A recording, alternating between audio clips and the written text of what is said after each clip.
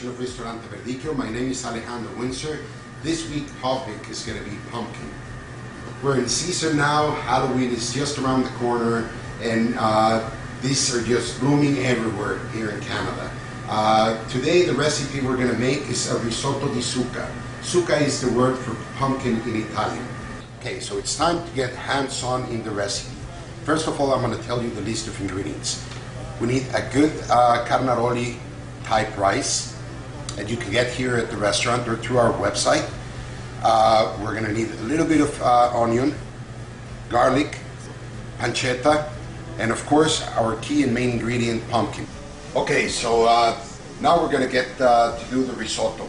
Just a heads up, what I did is I cut the pumpkin in half, peeled it, I cut a couple of cubes, and then I just boiled and pureed a little bit of the squash and some cinnamon and nutmeg just to give a nice flavor to the pumpkin.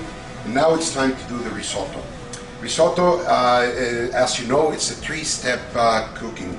You have to have, very important, you have to have your cooking water or broth or whatever you're using, it's got to be hot. Otherwise your risotto won't cook equally and evenly, and it won't be as creamy as it should be. We're going to start with a little bit of good quality olive oil. We want to make sure the oil is not too hot, because otherwise we're going to burn our ingredients.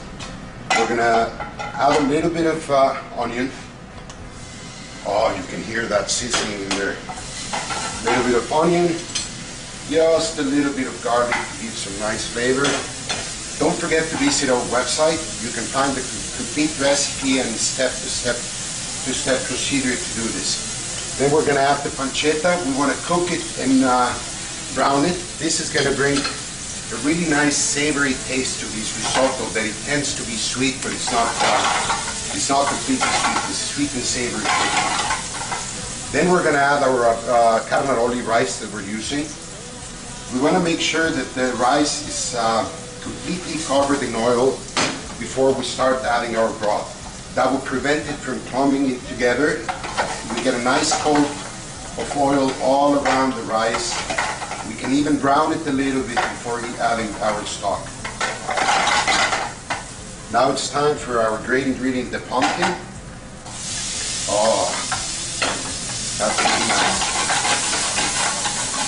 Like I said, the ratio to cooking risotto, it's 3 to 1. 3 parts of your cooking water, 1 part of rice.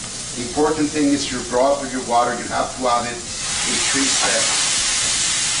So we add a little bit, and we want to make sure we keep stirring our rice so it cooks evenly. Any other rice, you don't want to play around with it because it will break and it will overcook. Risotto, whether it's arborio rice, carnaroli rice, you want to make sure that you keep stirring constantly. It will take about 20 minutes to absorb all the water. So we'll stay in here, keep cooking it, and it will be a great dish for this Halloween.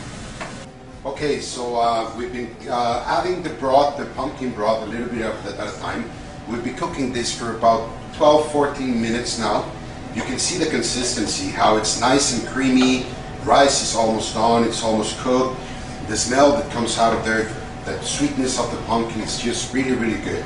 So just to finish out the risotto, traditionally all you have to add, a lot of people misuse cream as risotto, but risotto should be creamy without cream.